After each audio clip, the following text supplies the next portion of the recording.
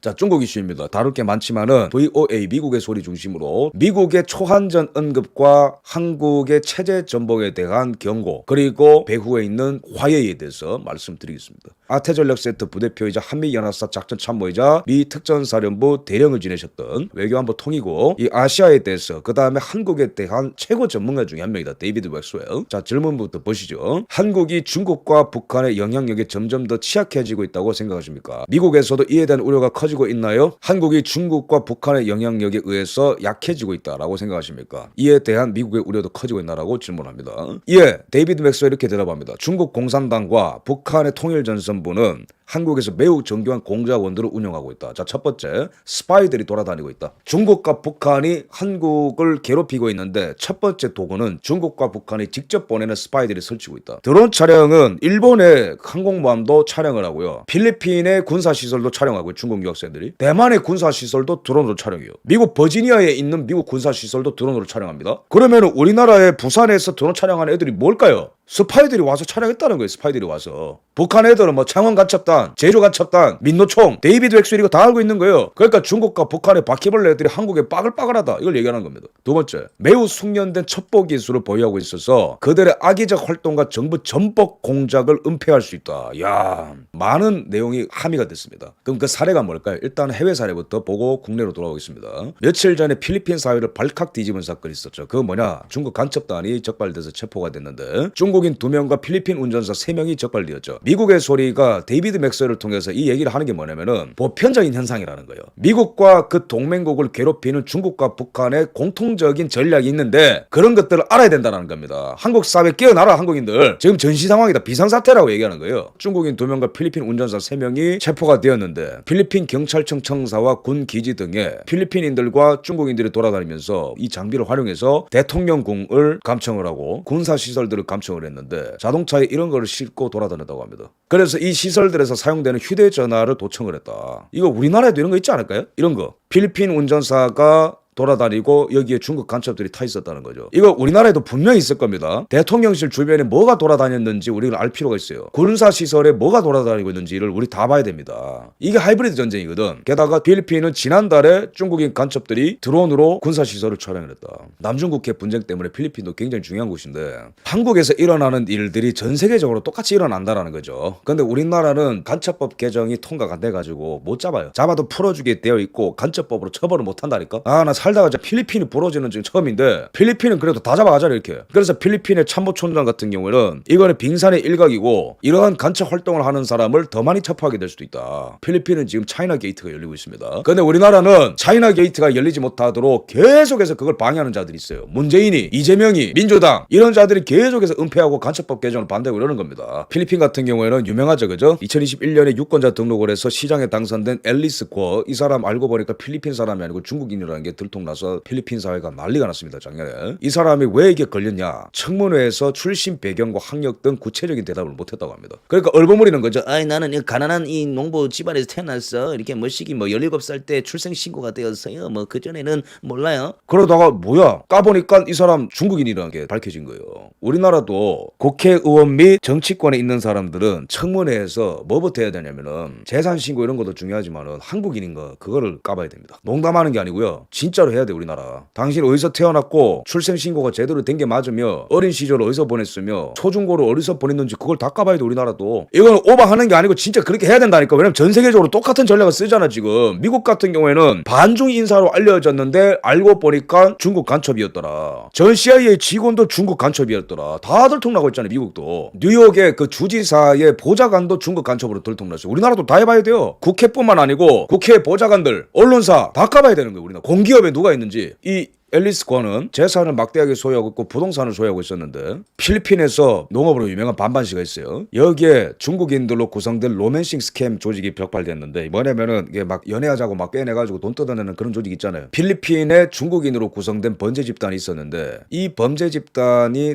땅을 소유하고 있는 그곳에 절반의 토지를 보유하고 있었던 게 바로 앨리스 권다. 이게 뭐냐면은 자금력이라는 거거든요. 아 중국 애들이 이렇게 하는구나. 해외에 범죄 조직을 둡니다. 근데 그 범죄 조직의 자산의 일부를 친중 정치인을 키우는데 이용합니다. 그리고 시장에 당선시킵니다. 제주도 안전한가요? 제주도 지금 범죄의 70%가 외국인 범죄거든요. 막 들어오잖아. 근데 우덜시기는 비자 없이도 들어오자고 하네 이제 중국인들은. 그러니까 여러 수법을 쓰는 겁니다. 마약 또는 여러 인신매매 또는 이런 스캠 같은 걸 해서 중국 애들이 해외에서 돈을 벌어요. 근데 그 돈을 다 갖고 친중 정치인을 매수 또는 육성하는 데 쓴다라는 겁니다. 우리나라도 이런 게 있는지 지금 경찰력이 이런 걸 잡아야 되는 거거든요. 애국 시민들 잡는 게 아니고.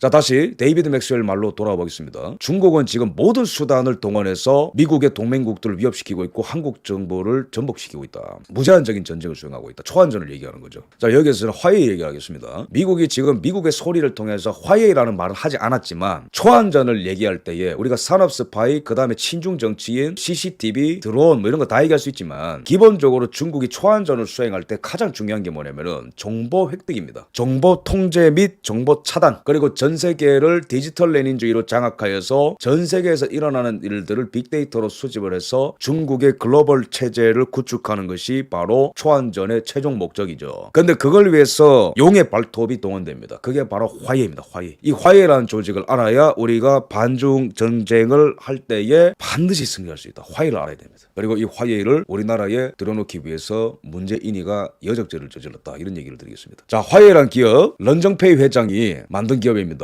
준군사 조직이라 보면 되고요. 이자가 인민해방군 출신이기 때문에 그렇습니다. 그리고 막대한 정부 보조금을 받아서 커온 기업이기 때문에 그렇습니다. 그리고 화웨이는 통신장비, 5G, 해저 케이블, AI, 반도체 칩 모든 분야에 진출해 있는 기업이기 때문에 여기서 획득하는 정보들, 백도어 기술을 통해서 전 세계에 나가 있는 네트워크망을 통해서 정보를 다 취득을 합니다. 그리고 이 정보를 인민해방군에 제공. 그래서 화웨이는 준군사 조직으로 보면 되는 거예요. 저력도 있어요. 2018년에 애플을 제치고 세계 2위의 스마트폰 제조사가 되었고 지금은 좀 밀려났습니다. 트럼프가 때려 패가지고. 근데 여전히 중국 내의 스마트폰 시장 점유율은 1등이죠. 애플을 완전히 잡았습니다. 그리고 전 세계적으로는 AI 칩 제조, 빅데이터 분석, 클라우드, 해킹도 잘해요. 그 다음에 이 부분에 대해서 다 빠른 성장을 보이고 있고 4차 산업혁명의 핵심 산업 전반에 있어서 영향력을 강화하고 있다. 게다가 미국이 화웨이를 정말로 증오하는 이유가 뭐냐면 해저 케이블 확장 시도를 했다라는 거죠. 2019년에 해저 케이블이 왜 중요하냐면 전 세계 정보의 99%가 해저 케이블로 왔다 갔다 합니다. 근데 구글과 여러 해외 유수의 첨단 기업들이 장악하고 있는 케이블 시장에 화웨이 네가 감히 젓가락을 얹어 임마?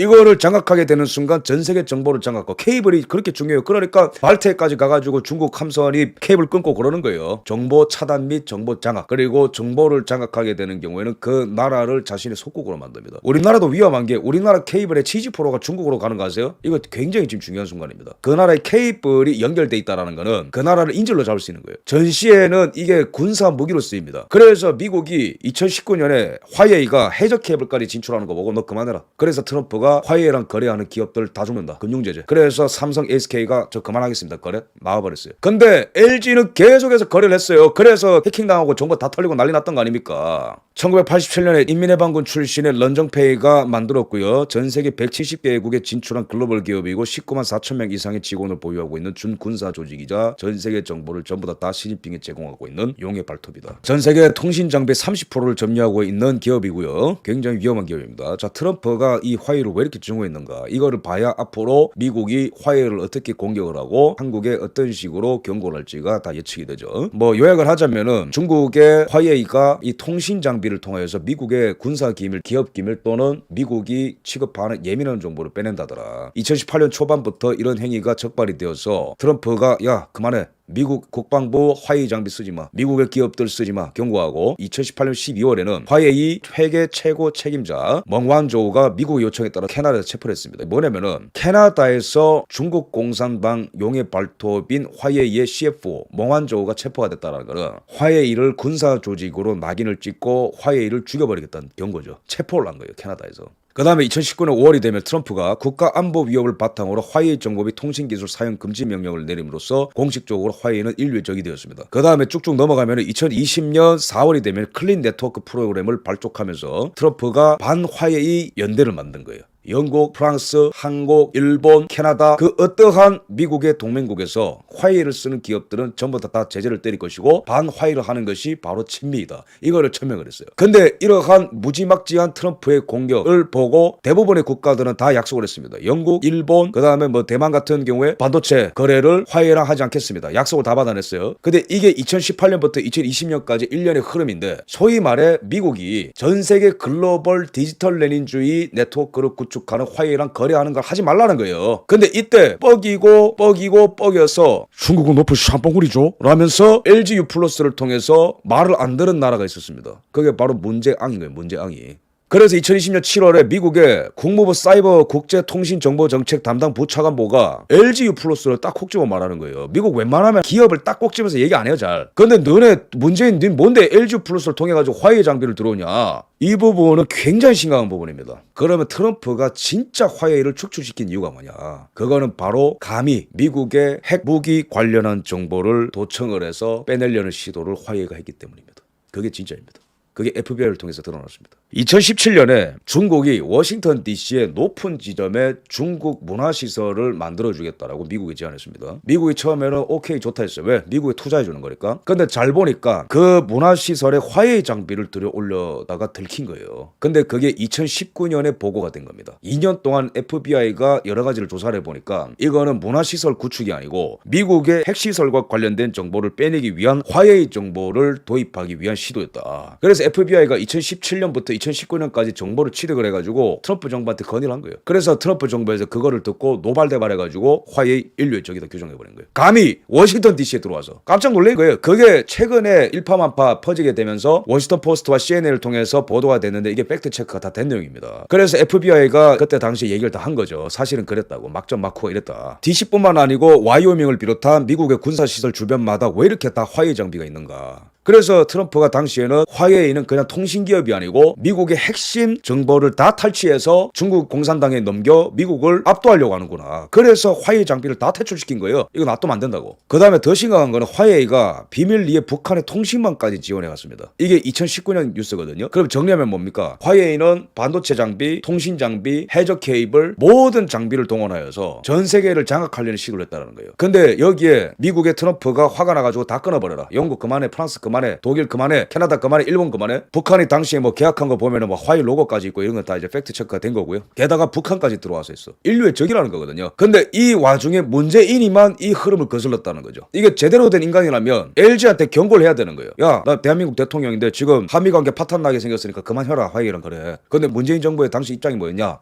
그것은 그 기업이 결정할 문제입니다. 문재인 정권이 당시에 트럼프 행정부한테 어떤 식으로 반박을 했냐면은 아니죠. 그거는 그 안보 문제가 아니죠. 경제 문제죠.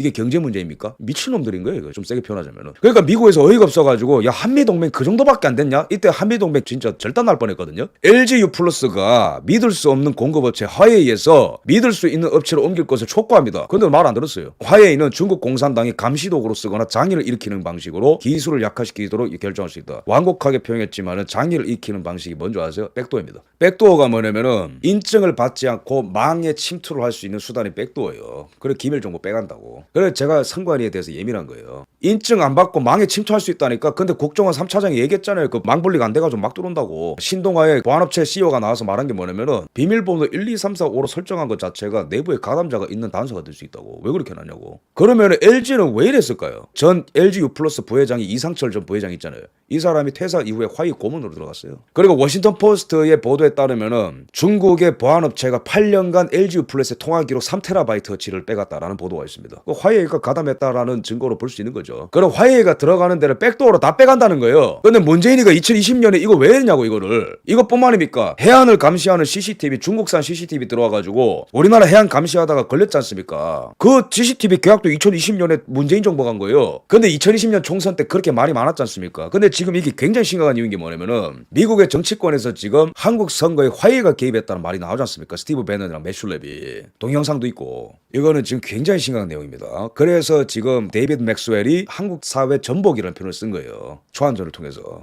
전 세계가 2020년에 화웨이 장비를 퇴출할 때 왜 문재인 정부는 LG를 통해서 화웨이를 들어왔는가? 이거 지금 빨리 엄청난 강도 높은 수사가 들어가 봐야 됩니다. 제가 말씀드린 것처럼 문재인 때 도입된 CCTV, 해안 CCTV를 통해서 백도어 기능 때문에 이게 해킹 가능성이 또 지적이 되었다. 이거 굉장히 심각한 부분입니다. 그래서 중국이 야 전방위적으로 한국을 그냥 다 이게 빅브라더처럼 보고 있는 거 아닐까? 딥시크를 장착한 비아디가 들어와 자동차. 로봇 청소기에도 무슨 감시 카메라 기능이 있어. 그 다음에 뭐 해안 경비대가 설치한 것도 중국 CCTV가 있어. 경찰서에 설치된 CCTV도 중국산이어가지고 지금 빼고 있어. 그 다음에 국방부가 설치한 CCTV에도 수천 대 CCTV가 중국산이라서 빼내고 있어. 난리인 거예요 지금 보면은. 드론 날려가지고 막 촬영하고 말이죠. 대한민국 사회가 지금 시리핑의 눈동자에 다 노출된 거 아닙니까 이 정도면은? 뭐 사우론도 아니고 지금. 그건 도대체 문재인과 이 민주당 이재명이는 이게 정상적인 인간들이면은 반중운동을 가열차게 해야 되는 거거든요. 근데 왜 이렇게 영혼이 빨려 들어간 인간들처럼 중국이라 하면 그렇게 절절 맬까? 중국 좋은 것만 다 해줬을까? 이게 단서가 나오고 있죠, 그죠? 이게 작년 월간조선의 기사긴 한데 굉장히 중요한 단서입니다. 이 연결고리 뭘까 도대체? 디지털 레닌주의의 한국을 통째로 넘기려는 민주당은 도대체 왜 이러는 걸까? 단서가 나오고 있는데 이 제목 보십시오. 중국의 차관급 인사가 한국 대선 개입을 시도했다. 중국의 차관급 인사라 하면 여기 오른쪽에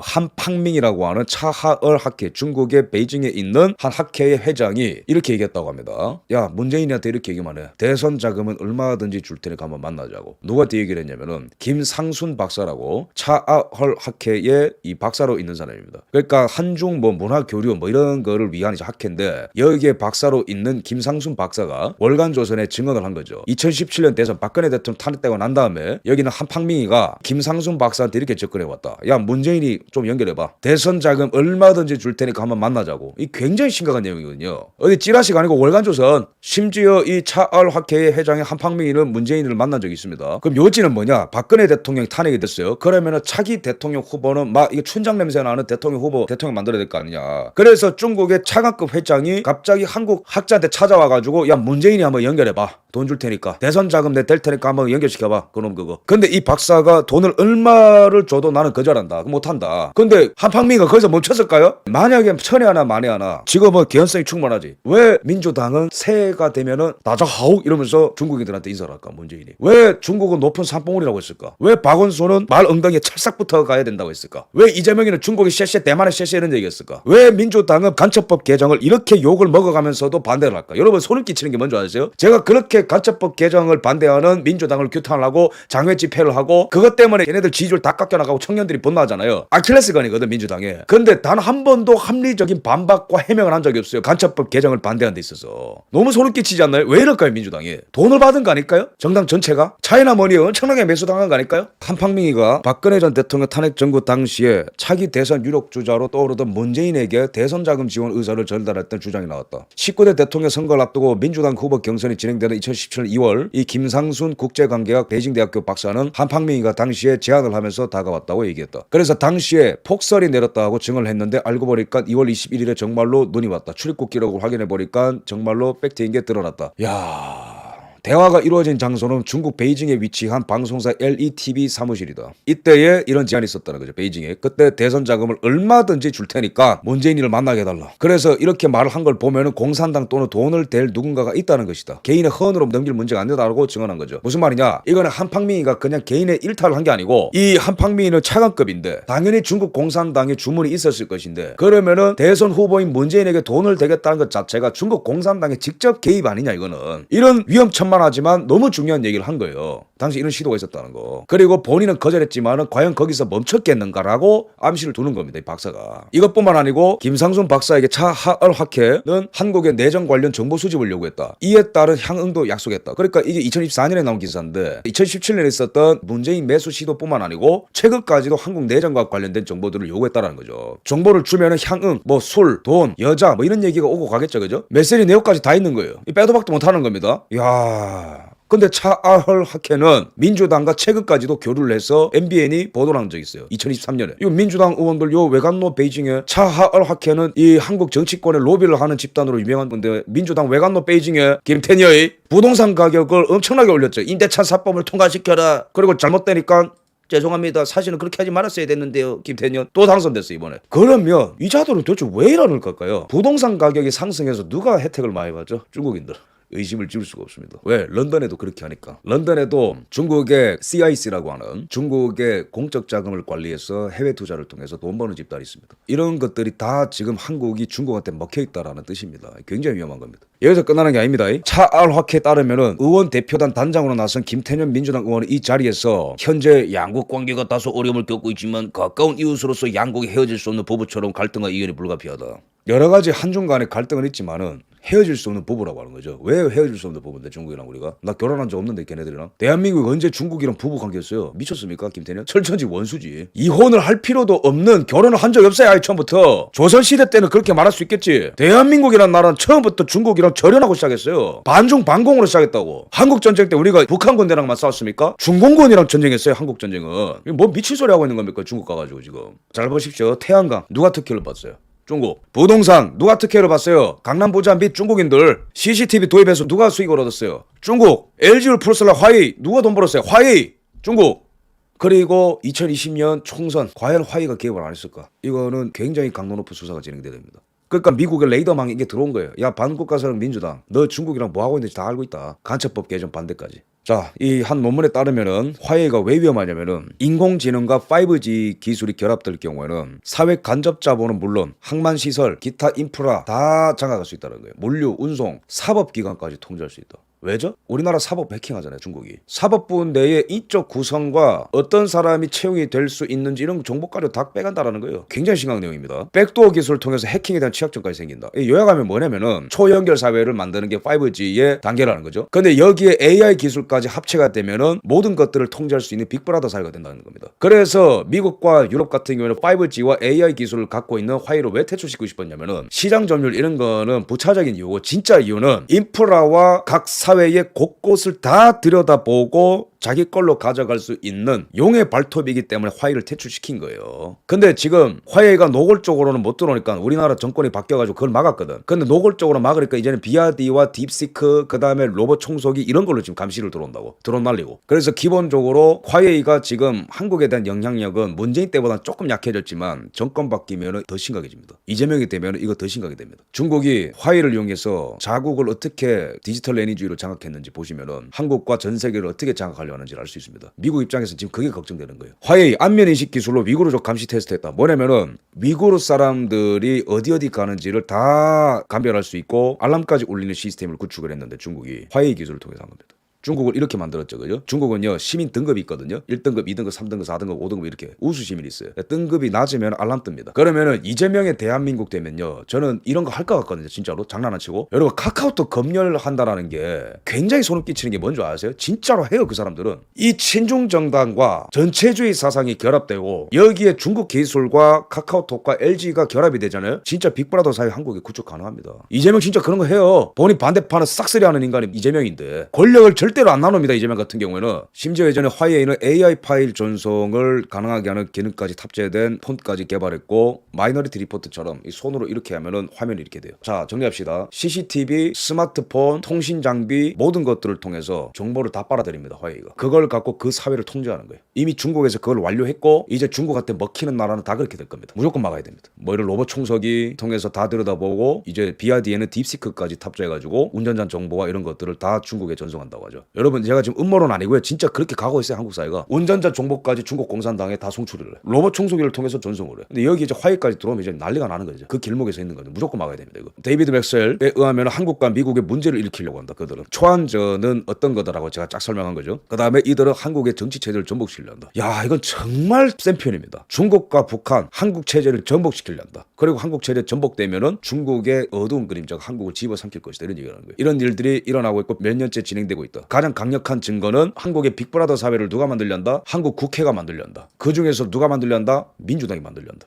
간첩법 개정을 누가 반대하고 있는지 다 얘기하는 거예요. 형법 98조를 개정해서 기존의 북한만을 대상으로 했던 간첩죄를 외국 세력에게 확대하려고 하는데요. 이게 간첩법 개정의 골자죠. 국민의힘이 이 법안을 추진했지만 야당인 더불어민주당이 이를 막았다. 이게 미국의 공식적 입장입니다. 이제 중간지대는 없어요. 한국은 중간지대 없습니다. 미국이냐 중국이냐 무조건 한쪽을 결정해야 됩니다. 근데 미국이 지금 진단하는 게 뭐냐면은 야 한국이 이만큼 위험해졌어? 체제 전복을 하려고 해 중국이? 그 다음은 중국 스파이들과 화해가 장악하는 한국인데 이거 막아야 되지 않겠는가 라고 한국인들에게 얘기한 겁니다. 사태가 어떻게 진행될지 모르는데 미국에게도 직접적인 악영향이 간다 이러면은 미국이 개입하지 말라는 법도 없죠. 그래서 민주당한테 경고하는 겁니다. 이것이야말로 어느 정도의 위협이 실존하는지 그리고 누가 어느 편에 섰는지를 말해주죠. 굉장히 미심쩍하죠. 민주당 너 반국가 세력이다 얘기하는 거예요. 그래서 이재명이가 자꾸 중도보수 코스프레하고 태극기 달고 그러는 거예요. 본인이 잡혀가서 죽을 것 같으니까 미국한테. 요약을 하자면은 미국은 지금 노골적으로 정당 이름을 얘기하고 있어요. 민주당 반국가 세력이다. 이들은 중국의 초한전의 앞잡이가 되었다. 중국의 초한전을 막을 의도도 없고 그냥 거기에 보조를 맞춰서 한국의 체제 전복을 하는데 앞장서고 있다. 민주당이.